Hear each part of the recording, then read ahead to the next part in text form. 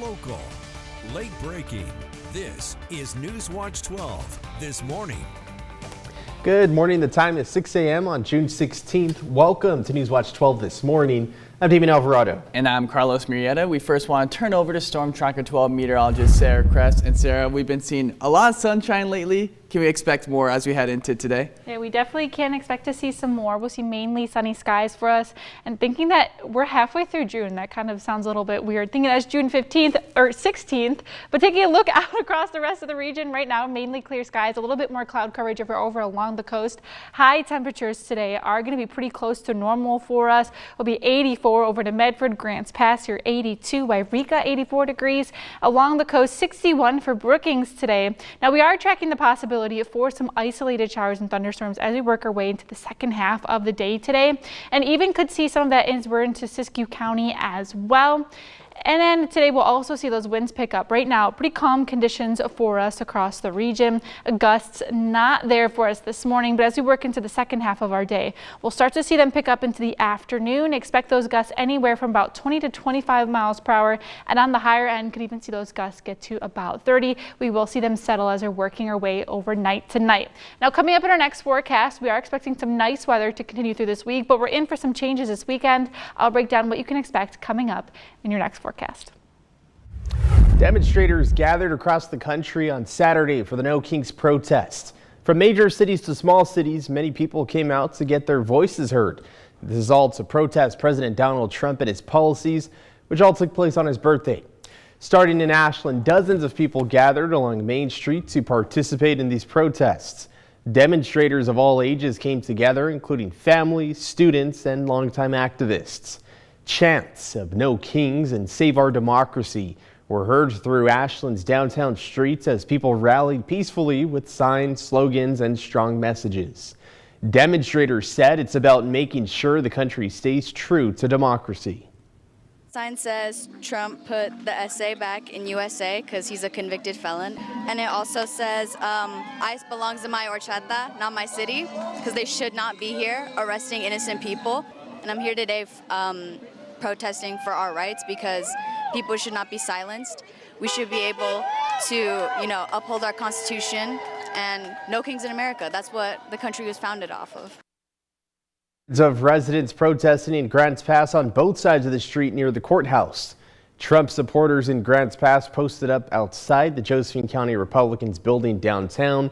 One protester told NewsWatch 12, protesting is not special, it's not radical, it's a part of the democratic process.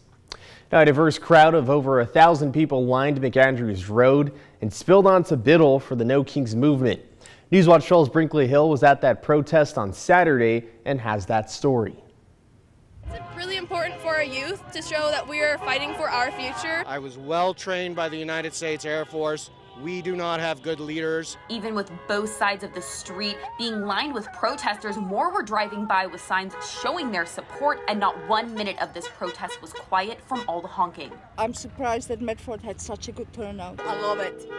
I saw flaggers at every single crosswalk along McAndrews. They were assigned by organizers of this protest to make sure that people were staying on public sidewalks and limiting interference with traffic and local businesses. We want to be respectful of the businesses here and of the property, and we do the best that we can. I did see drivers who showed their disapproval of this rally with peaceful thumbs down or some shouting from their cars in support of President Trump on his birthday. I was able to stop a Trump supporter on his daily run on McAndrews Road. And I'm just ridiculously saying Trump three terms, just get their attention and see what their reaction are. They just go ballistic. Both supporters of the No Kings movement and Trump supporters kept the day peaceful until the end when there was a small conflict.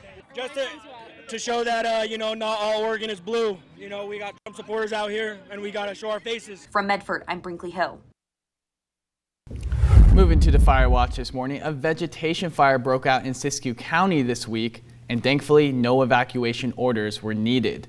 The fire was originally estimated to be 50 acres, but after verifying with ground resources, the final size was mapped out to be 20.1 acres.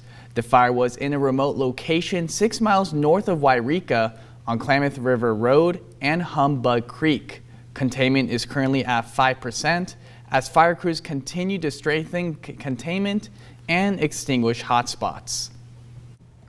CAL FIRE, along with the Mount Shasta Fire Department, is suspending burn permits in Northern California. The suspension of the burn permits will take effect right now as of 6 a.m. this morning. The suspension comes in response to hotter and drier weather, increasing the risk of wildfires. The ban doesn't apply to campfires on campgrounds or private property. You can find more information on the burn permits being suspended by heading on over to our website. In developing news, a City of Grants Pass employee is on administrative leave after officials learn of criminal charges filed against him. This morning, James Conway, the city's economic development specialist, is now under arrest.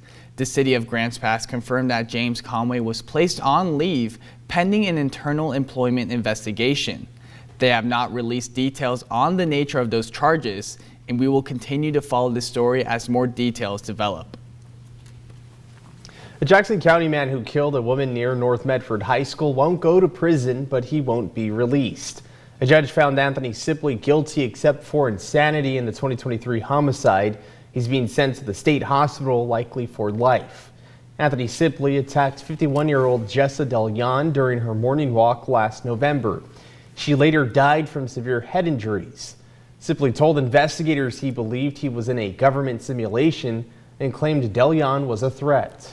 Psychologists on both sides diagnosed Sipley with schizophrenia, saying he couldn't understand or control his actions. A Jackson County judge ruled he was guilty except for insanity. Sipley will be committed to the Oregon State Hospital for the rest of his life.